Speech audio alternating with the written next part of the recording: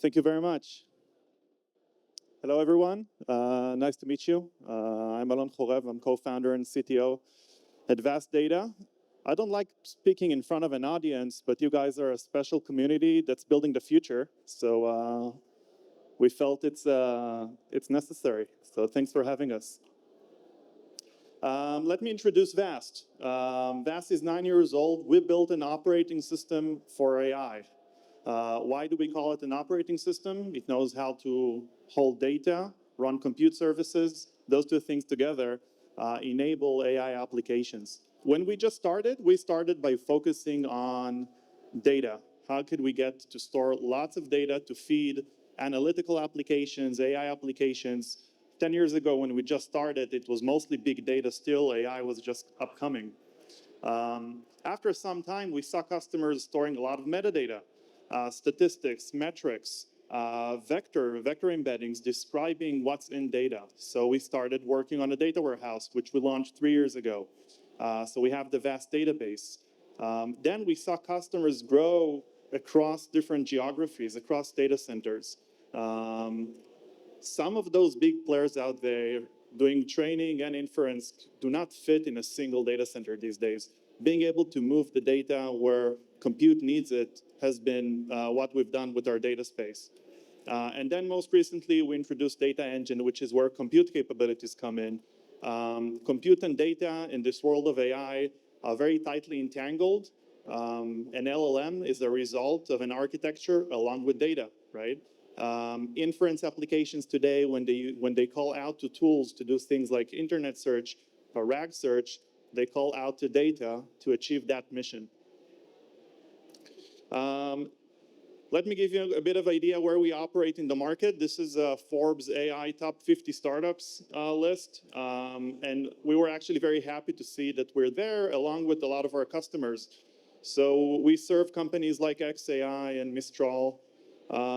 Cursor is training on Vast. We have a bunch of model builders, but also AI clouds, places like CoreWeave, Lambda, Crusoe, those kind of places that are hosting a big chunk of the world's GPUs.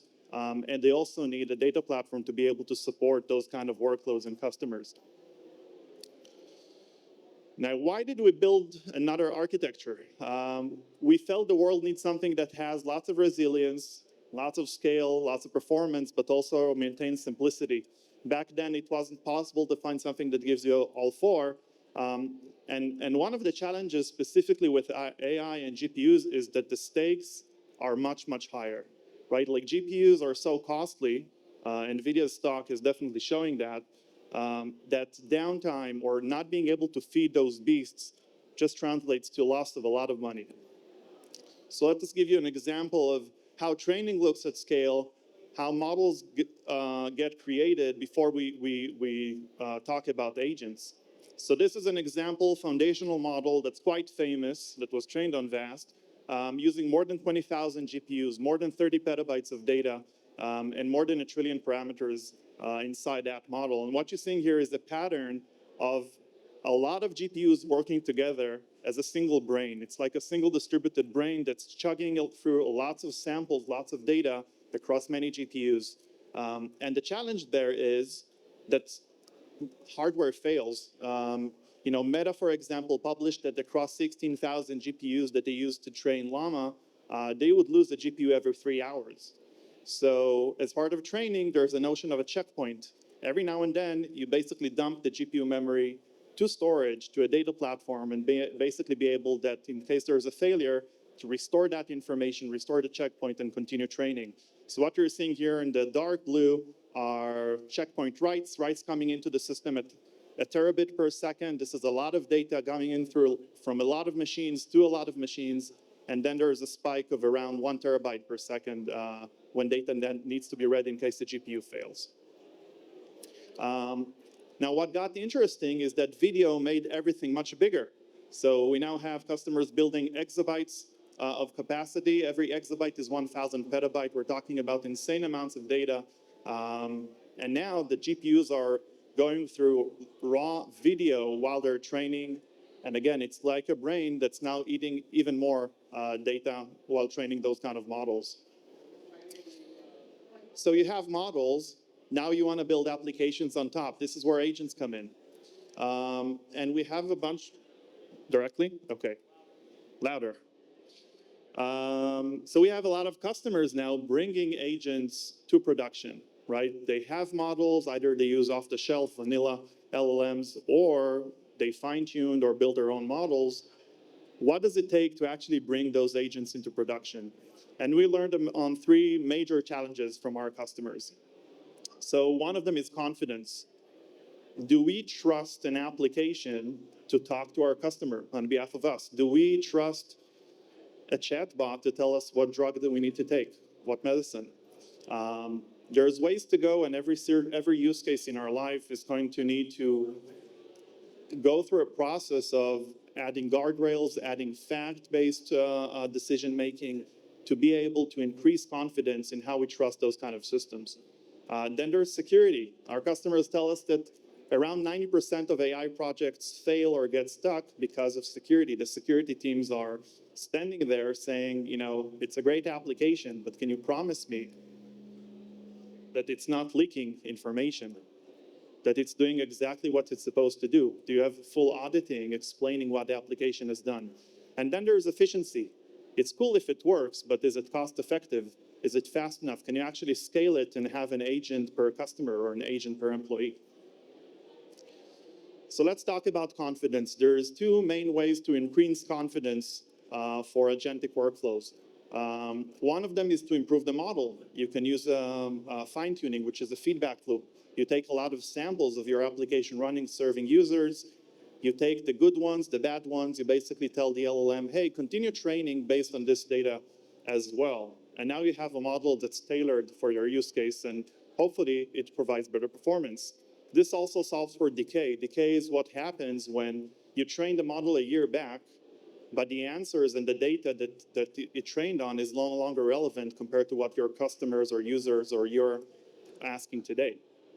Then there's a different strategy called RAG, Retrieval Augmented Generation. It has two upsides. One of them is it allows you to bring data in real time into an agentic application. So the real-time trait is super important for many applications. Then it also provides citation. So for example, if I'm going to consult a chatbot around things that relate to legal, I want to see a precedence. Things that relate to drugs, I want to see a research, right? And those two methods are not, they can also work together. So let's describe RAG, because this is where VAST comes in with a bit of help. RAG is not just search, right? In the world of search prior to LLMs, search was literal. You would search for a word, you would search for a sentence. What LLMs brought us is semantic understanding. It's a much stronger sense of search, because when I use the word weird, there's 20 different ways to call something weird, and it's very context sensitive. And LLMs understand that. There's a component in an LLM that is an embedding model. If we take just that part and we pass a string, a text, a paragraph, or an embedding model, we can actually get a vector, a bunch of numbers that carry semantic meaning. And if I'm, again, as a user, I'm asking a question and I'm saying, you know, show me pictures of cats, it can go and search pictures based on a vector embedding that says, semantically, there is a cat in the picture.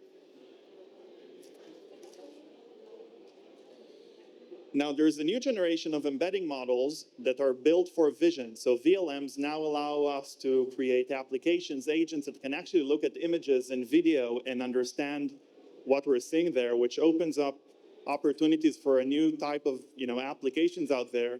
When you look at robotics, when you look at safe cities, when you look at retailers, we talk to those kind of customers, and they're bringing those agents to reality right now. Now, there's the boring aspect of security, but as we said, the security teams in an enterprise, their job is to protect the data, to protect the users. And the only way to make them happy is to make sure that there's a framework that allows you to build agentic applications that check all the boxes. So an agent needs an identity. It needs to have a permission model where it can do certain things. You need to be able to observe and audit all of those actions. And one of the things that we do, we can store both unstructured data like documents or images, but both structured data like the vector embeddings or metadata, we have the same kind of unified security model across all of those modalities. Efficiency. We can't solve all of the efficiency problems. Our customers eventually need to choose the right model, but we can give them the tools that help them optimize in terms of storing metrics, storing the information that goes alongside the inference process or the training process so they can make guided decisions. Do I go with a smaller model that's going to be more efficient, but perhaps the accuracy gets hurt?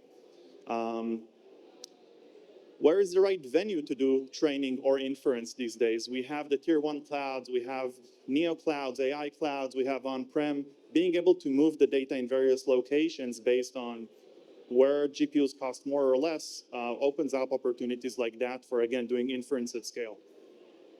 Context window length. There's an opportunity today for a data platform to actually cache the GPU memory state of large conversations.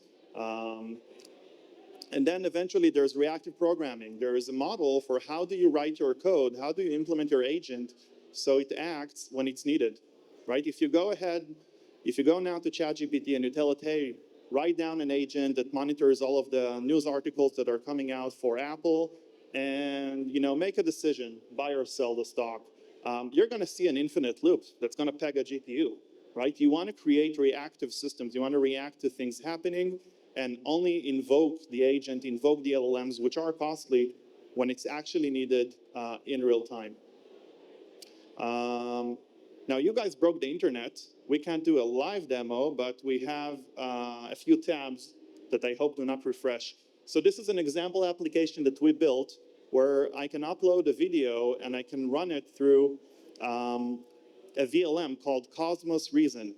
This model actually can give you a paragraph of text telling you what's in this video. This model was trained by NVIDIA. Now, what's nice about it is that immediately as a clip was ingested into the system in real time, we invoke a function that calls out this model, then derives meaning and indices that into the database. And then you can imagine that it's easy to just deploy an agent that does the same, reacts to a clip being uploaded, performs inference, and makes a decision. This is our data engine. This is our experience of building pipelines where you can see triggers and you can see functions. And this is where developers basically can create those kind of experiences. We support both YAMLs. It doesn't have to be UI driven for those that like using the keyboard. And then another important aspect beyond the orchestration is the observability. There is no AI without observability, right?